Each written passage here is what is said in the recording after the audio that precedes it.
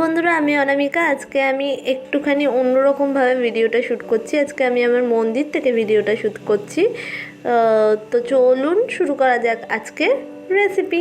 আজকের আমার রেসিপিটি হলো ডিম সুন্দরী। জন্য আমি 3টে হাঁসের ডিম নিয়ে নিয়েছি। দেখে নিন, এরকম টাইপের হাঁসের ডিম নিয়ে নিয়েছি, যেটা আমি সিদ্ধ। একটা কড়াই নিয়ে তাতে হাফ কাপ মতো জল দিয়ে দিলাম।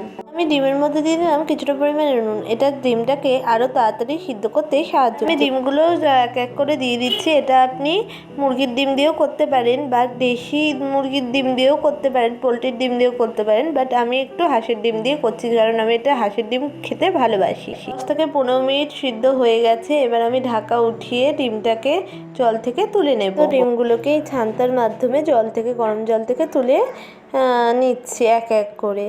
তো এইভাবে করে আমি সবগুলো ডিম তুলে নিয়ে আপনাদের কাছে ফিরে। ওই ডিম সেদ্ধের কড়াইতেই হাফ চামচ মতো সর্ষের তেল দিয়ে নিলাম। এই সর্ষের তেল গরম হয়ে গেছে, এর মধ্যে গরম মশলা আর গোটা গোলমরিচ দিয়ে দিলাম। গোলমরিচ আর গরম মশলাটা ভালো করে ভাজা ভাজা হয়ে গেছে। এবার আমি এর মধ্যে দিয়ে দিচ্ছি স্লাইস করে কেটে রাখা পেঁয়াজ কুচিগুলো সম্পূর্ণটা। এর মধ্যে দিয়ে দিচ্ছি একটা ফুল টুকরো করা টমেটো। এর মধ্যে দিয়ে দিচ্ছি হাফ ইঞ্চি মতো আদা কুচি। এর মধ্যে দিয়ে দিচ্ছি 2খানা পাকা লঙ্কা এবং 2খানা কাঁচা লঙ্কা। এটা আপনি আপনার ঝাল অনুসারে দেবেন। আমি এর মধ্যে 3 কোয়া গোটা রসুন দিয়ে দিলাম। এটা আপনি আপনার ডিমের পরিমাণ অনুযায়ী দেবেন। আমি এর মধ্যে দিয়ে দিলাম কিছুটা পরিমাণে চিনাবাদাম। এটা আপনি দিতেও পারেন, আবার নাও দিতে পারেন। এর জায়গায় কাজু বাদামও দিতে পারেন।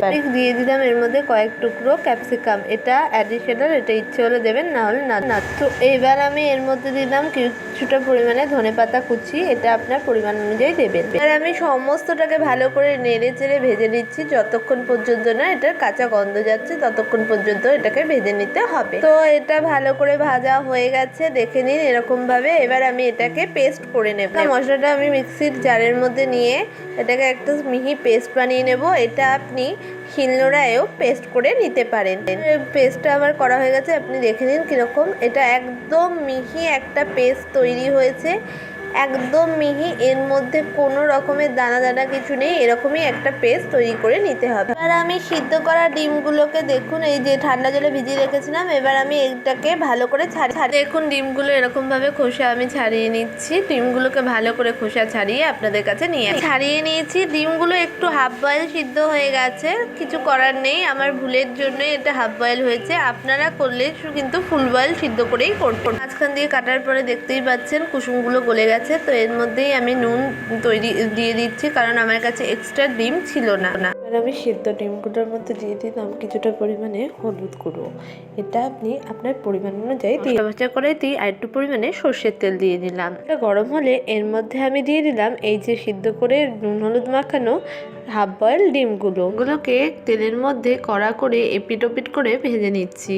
কারণ ডিমগুলো একটু গলা গলা টাইপের ছিল, মানে হাফ বয়েল হয়েছিল, তাই কারণে এই আস্তে করে এটাকে উল্টে নিতে হবে। এটাকে বেশি জোরে উল্টালে এটা ফেটে যাওয়ার সম্ভাবনা থাকে। এগুলোকে ভেজে নিয়ে আপনাদের কাছে এটা আমার ভালো করে ভাজা হয়ে গেছে, দুটো পিঠি দেখে নিন। এবার আমি ডিমগুলোকে এইভাবে করে তুলে নেব।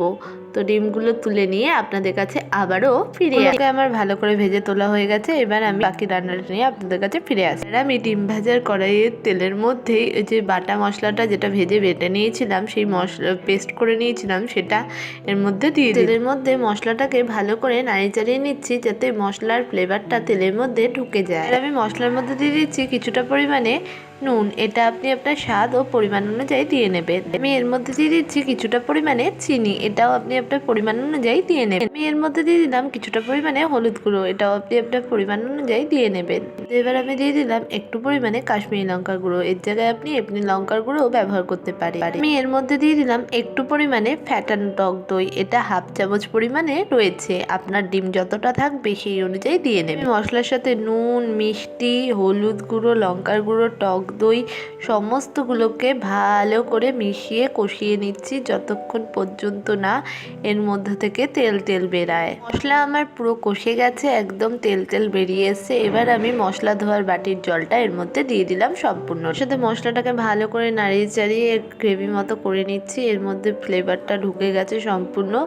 এবার এটাকে আমি ফুটতে দেব কিছুক্ষণের জন্য। আমার সম্পূর্ণ ফুটে গেছে। এবার আমি এর মধ্যে ভেজে রাখা যে হাঁসের ডিমগুলো আছে নুন হলুদ দিয়ে সেগুলো দিয়ে দিচ্ছি এক এক করে।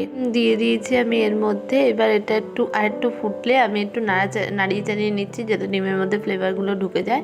এটা একটু ফুটলে পরে আমি এটাকে নামিয়ে নেব। রেসিপি আমার তৈরি হয়ে গেছে, ডিমের গ্রেভি একদম ফুটে গেছে, তো এর মধ্যে মশলাটা ঢুকে দিচ্ছে। এবার আমি এটাকে সার্ভ করব। তো তৈরি এবং সার্ভ হয়ে গেছে আমাদের আজকের রেসিপি ডিম সুন্দরী। রেসিপি তো আমার তৈরি হয়ে গেছে, এবার আমার চেখে দেখার পালা।